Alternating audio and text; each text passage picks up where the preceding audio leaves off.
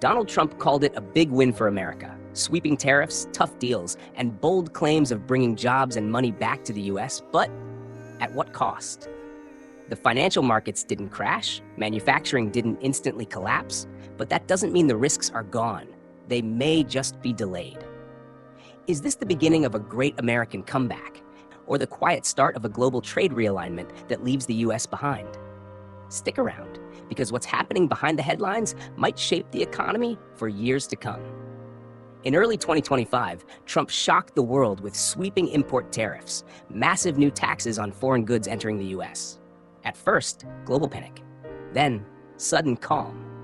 Trump paused most of the tariffs. Why? Because while the world feared economic chaos, Trump was positioning himself not just to protect American factories, but to renegotiate the world's trade rules. His pitch? More revenue for the US, more jobs, and fewer trade deficits. His method? Tariffs, threats of more tariffs, and a pressure cooker of deadlines. Would you support tariffs if they meant fewer choices and higher prices at Walmart, but more US factories? Comment below. Trump's team promised 90 deals in 90 days. Bold, right? In reality, only about a dozen materialized. Most were vague, often only a couple of pages long. The UK was first to sign, largely because it already trades in near balance with the US. But others, like the EU and Japan, got hit with 15% tariffs, partly due to large trade surpluses.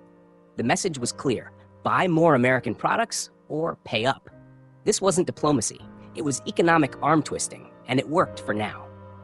So what's the impact? Here's the surprising part: financial markets stabilized. Stocks even rose. Why? Because businesses finally had clarity. They knew what tariffs to expect. And while they were higher, rising from an average of 2% to 17%, it was now predictable. And certainty, even in higher costs, lets companies plan. But that certainty comes at a price. In Germany, growth projections dropped due to auto tariffs. In India, smartphone exports surged after Apple moved production out of China, a shift that might permanently change global supply chains. But even India is cautious. Vietnam and the Philippines, with lower tariffs, could steal industrial business fast. Let's talk numbers. Tariff revenue? Over $100 billion this year alone, compared to about $50 billion in a typical year.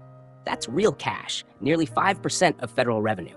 But compared to $2.5 trillion in income taxes, it's still a drop. And guess who's footing the bill? You, the American consumer. Companies like Unilever and Adidas are already warning about rising prices.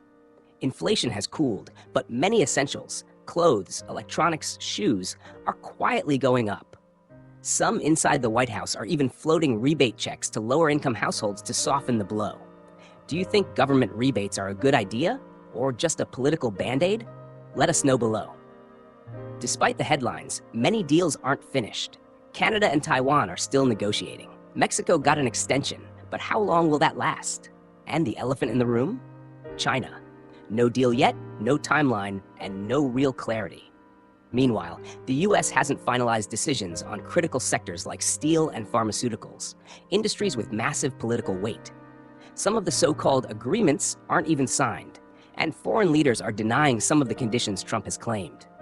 Here's the bigger issue: America's credibility. For 70 years, the US built the global trade order. Now it's challenging its own rules, using its central role as leverage. Some allies are reconsidering that reliance. The EU and UK are talking more. India is strengthening deals with Australia, and China is quietly building its own trade alliances. Trump might be winning the moment, but losing the long game. If countries no longer trust the US as a stable trading partner, they'll build new systems. And America may no longer be at the center. Trump says America is finally getting a fair deal. And yes, some industries may benefit. Some jobs might return. Some voters will cheer. But there's a bigger question. Are tariffs a short-term political win or a long-term economic gamble? Will this era be remembered as the time the US rewrote trade rules in its favor, or the moment the world quietly moved on without it? What do you think? Are tariffs the right move or a dangerous play? Drop your thoughts in the comments. Don't forget to like, share, and subscribe for deep dives on the issues that shape your world.